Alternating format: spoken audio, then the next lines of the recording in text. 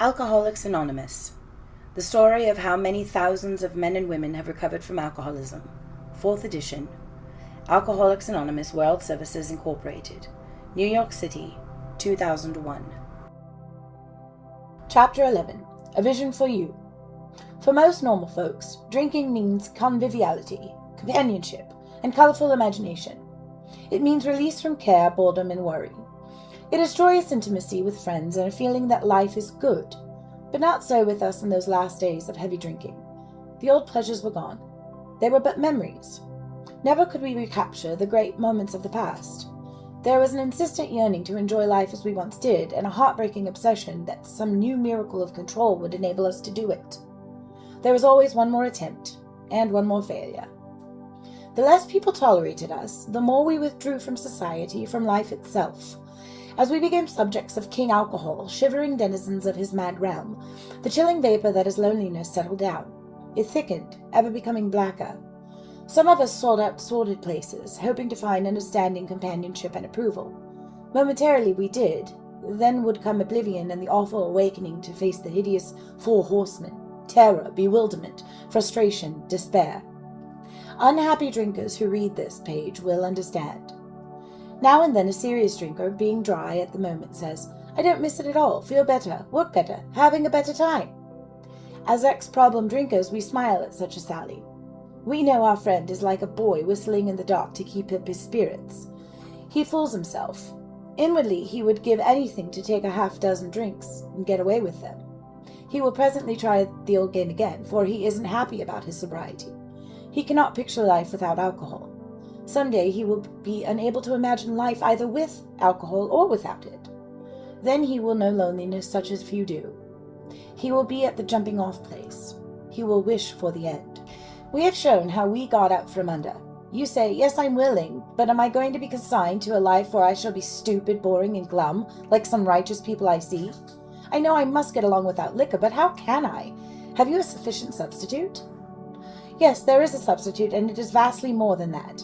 It is a fellowship in Alcoholics Anonymous. There you will find release from care, boredom, and worry. Your imagination will be fired. Life will mean something at last. The most satisfactory years of your existence lies ahead. Thus we find the fellowship, and so will you. How is that to come about, you ask? Where am I to find these people? You are going to meet these new friends in your own community, near you. Alcoholics are dying helplessly, like people in a sinking ship. If you live in a large place, there are hundreds. High and low, rich and poor, these are future fellows of Alcoholics Anonymous. Among them you will make lifelong friends. You will be bound to them with new and wonderful ties, for you will escape disaster together, and you will commence shoulder to shoulder your common journey. Then you will know what it means to give of yourself, that others may survive and rediscover life. You will learn the meaning of love thy neighbor as thyself. It may seem incredible that these men are to become happy, respected, and useful once more. How can they rise out of such misery, bad repute, and hopelessness? The practical answer is that since these things have happened among us, they can happen with you. Should you wish them above all else, and be willing to make use of our experience, we are sure they will come. The age of miracles is still with us. Our own recovery proves that. Our hope is that when this chip of a book is launched on the world tide of alcoholism, defeated drinkers will seize upon it to follow its suggestions. Many, we are sure, will rise to their feet and march on. They will approach still other sick ones, and fellowships of Alcoholics Anonymous may spring up in each city and hamlet, havens for those who must find a way out.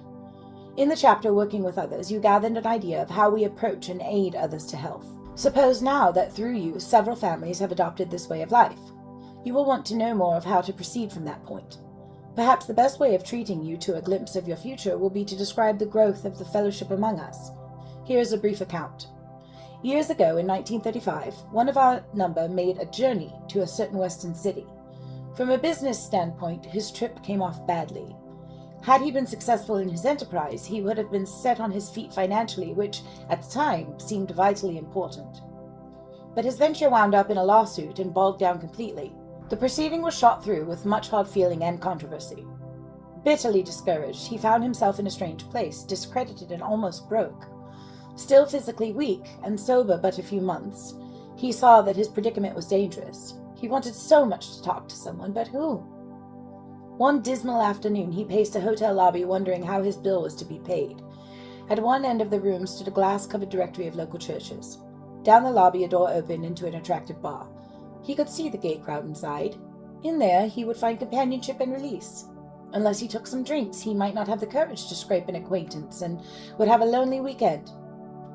Of course he couldn't drink, but why not sit hopefully at a table, a bottle of ginger ale before him? After all, had he not been sober 6 months now? Perhaps he could handle, say, 3 drinks, no more.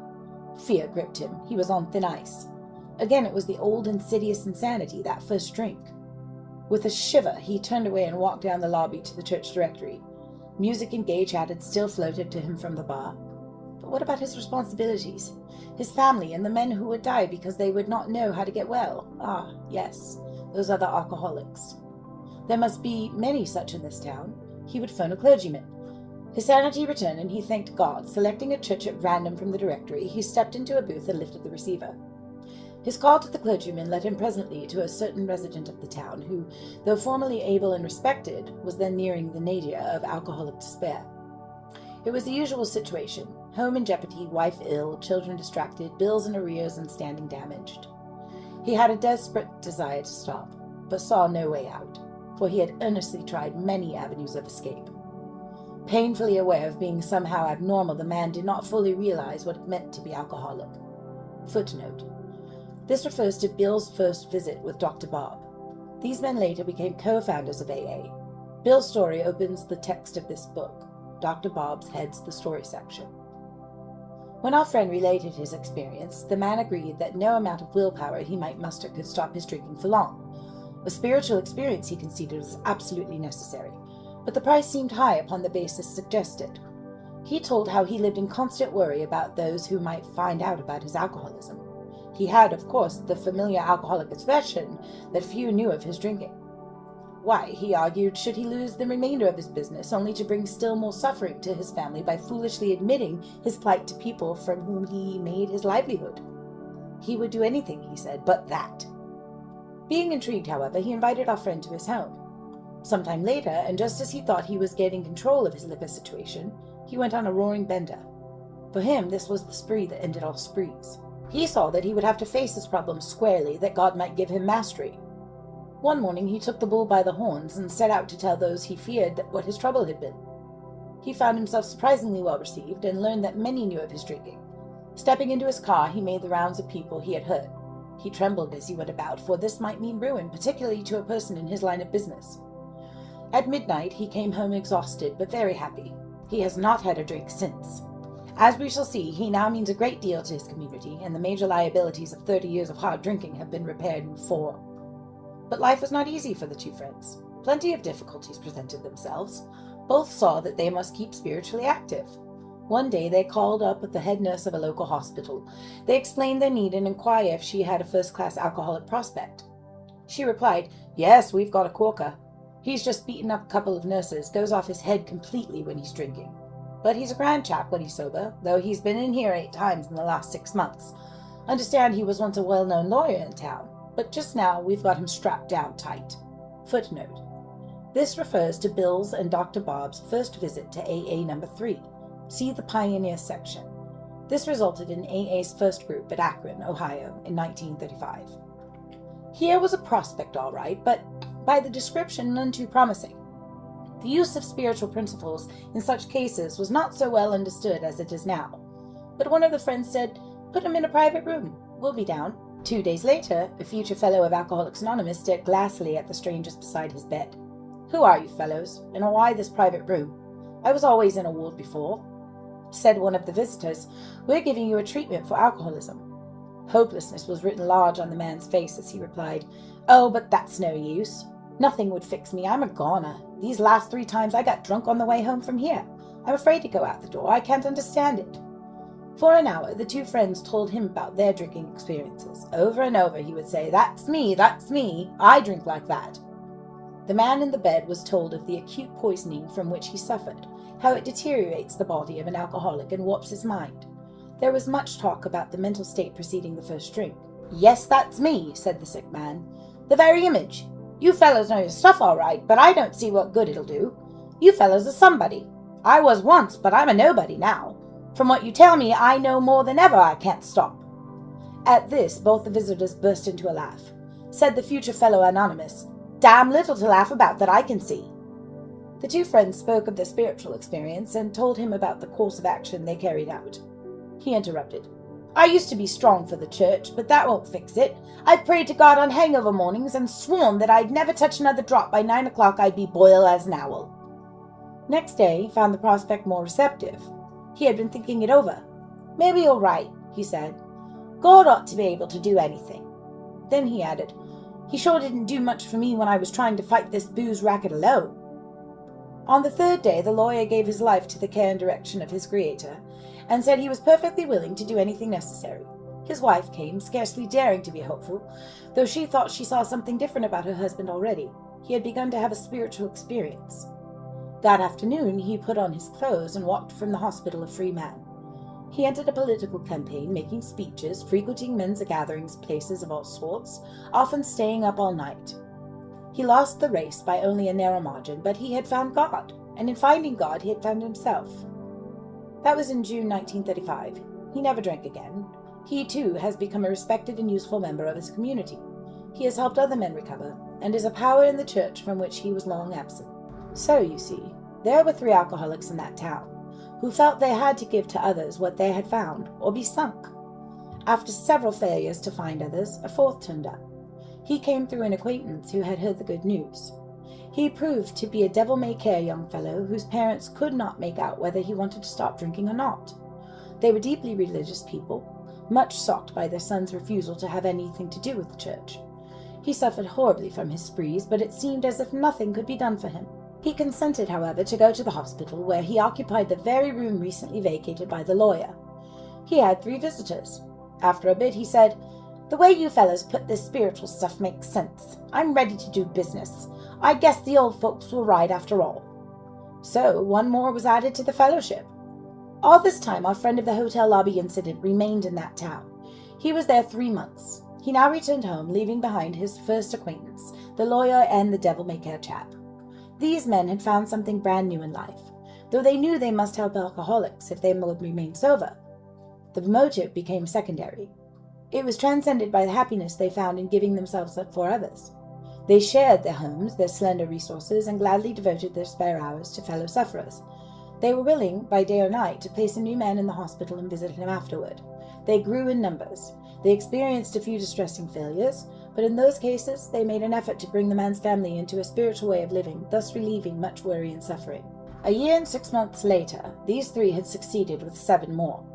Seeing much of each other, scarce an evening passed that someone's home did not shelter a little gathering of men and women, happy in their release and constantly thinking how they might present their discovery to some newcomer. In addition to these casual get-togethers, it became customary to set apart 1 night a week for a meeting to be attended by anyone or everyone interested in a spiritual way of life. Aside from fellowship and sociability, the prime object was to provide a time and place where new people might bring their problems. Outsiders became interested. 1 man and his wife placed their large home at the disposal of this strangely assorted crowd. This couple has since become so fascinated that they have dedicated their home to the work. Many a distracted wife has visited this house to find loving and understanding companionship among women who knew her problem, to hear from the lips of their husbands what had happened to them, to be advised how her own wayward mate might be hospitalized and approached when next he stumbled. Many a man, yet dazed from his hospital experience, has stepped over the threshold of that home into freedom. Many an alcoholic who entered there came away with an answer. He succumbed to that gay crowd inside, who laughed at their own misfortunes and understood his. Impressed by those who visited him at the hospital, he capitulated entirely when, later, in an upper room of this house, he heard the story of some man whose experience closely tallied with his own. The expression on the faces of the women, that indefinable something in the eyes of the men, the stimulating and electric atmosphere of the place conspired to let him know that here was haven at last.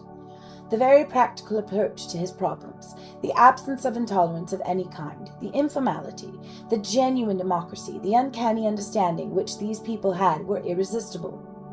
He and his wife would leave elated by the thought of what they could now do for some stricken acquaintance and his family. They knew they had a host of new friends. It seemed that they had known these strangers always. They had seen miracles, and one was to come to them. They had visioned the great reality, their loving and all-powerful Creator. Now, this house would hardly accommodate its weekly visitors, for their number 60 or 80 as a rule. Alcoholics are being attracted from far and near. From surrounding towns, families drove long distances to be present. A community 30 miles away has 15 fellows of Alcoholics Anonymous. Being a large place, we think that someday its fellowship will number many hundreds. Footnote. Written in 1939. But life among Alcoholics Anonymous is more than attending gatherings and visiting hospitals, cleaning up old scrapes, helping to settle family differences, explaining the disinherited son to his irate parents, lending money and securing jobs for each other when justified. These are everyday occurrences. No one is too discredited or sunk too low to be welcomed cordially, if he means business. Social distinctions, petty rivalries and jealousies, these are laughed out of countenance. Being wrecked in the same vessel, being restored and united under one God, with hearts and minds attuned to the welfare of others, the things which matter so much to some people no longer signify much to them. How could they? Under only slightly different conditions, the same thing is taking place in many eastern cities. In one of these, there is a well-known hospital for the treatment of alcoholic and drug addiction. 6 years ago, one of our number was a patient there. Many of us have felt, for the first time, the presence and power of God within its walls. We are greatly indebted to the doctor in attendance there, for he, although it might prejudice his own work, has told us of his belief in ours. Every few days, this doctor suggests our approach to one of his patients. Understanding our work, he can do this with an eye to selecting those who are willing and able to recover on a spiritual basis. Many of us former patients go there to help. Then, in this eastern city, there are informal meetings, such as we have described to you, where you may now see scores of members. There are the same fast friendships. There is the same helpfulness to one another as you find among our Western friends. There is a good bit of travel between East and West, and we foresee a great increase in this helpful interchange. Someday, we hope that every alcoholic who journeys will find a fellowship of Alcoholics Anonymous at his destination. To some extent, this is already true. Some of us are salesmen and go about. Little clusters of 2s and 3s and 5 of us have sprung up in other communities, through contact with our 2 larger centers. Those of us who travel drop in as often as we can. This practice enables us to lend a hand, at the same time avoiding certain alluring distractions of the road, about which any traveling man can inform you. Footnote. Written in 1939. In 2003, there are over 103,000 groups. There is AA activity in approximately 150 countries, with an estimated membership of over 2 million. Thus we grow. And so can you. Though you be but one man with this book in your hand, we believe and hope it contains all you will need to begin. We know what you are thinking. You are saying to yourself, I'm jittery and alone, I couldn't do that. But you can. You forget that you have just now tapped a source of power much greater than yourself. To duplicate with such backing, what we have accomplished is only a matter of willingness, patience, and labor. We know of an AA member who was living in a large community. He had lived there but a few weeks when he found that the place probably contained more alcoholics per square mile than any city in the country. This was only a few days ago at this writing, 1939. The authorities were much concerned.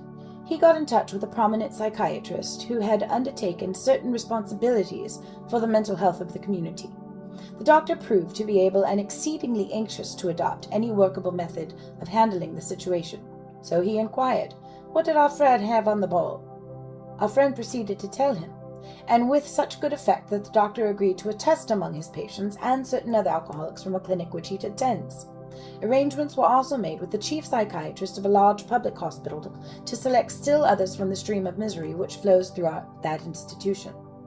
So our fellow worker will soon have friends galore. Some of them may sink and perhaps never get up, but if our experience is a criterion, more than half of these approached will become fellows of Alcoholics Anonymous. When a few men in this city have found themselves and have discovered the joy of helping others to face life again, there will be no stopping until everyone in that town has had his opportunity to recover, if he can and will. Still you may say, but I will not have the benefit of contact with you who write this book. We cannot be sure. God will determine that, so you must remember that your real reliance is always upon Him. He will show you how to create the fellowship you crave. Footnote: Alcoholics Anonymous will be glad to hear from you. Address: P.O. Box 459, Grand Central Station, New York, New York, 10163. Our book is meant to be suggestive only. We realize we know only a little. God will constantly disclose more to you and to us. Ask Him in your morning meditation what you can do each day for the man who is still sick. The answers will come, if your own house is in order. But obviously, you cannot transmit something you haven't got. See to it that your relationship with Him is right, and great events will come to pass for you and countless others. This is the great fact for us. Abandon yourselves to God as you understand God. Admit your thoughts to Him and to your fellows. Clear away the wreckage of your past. Give freely of what you find and join us. We shall be with you in the fellowship of the Spirit, and you will surely meet some of us as you trudge the road of happy destiny. May God bless you and keep you. Until then.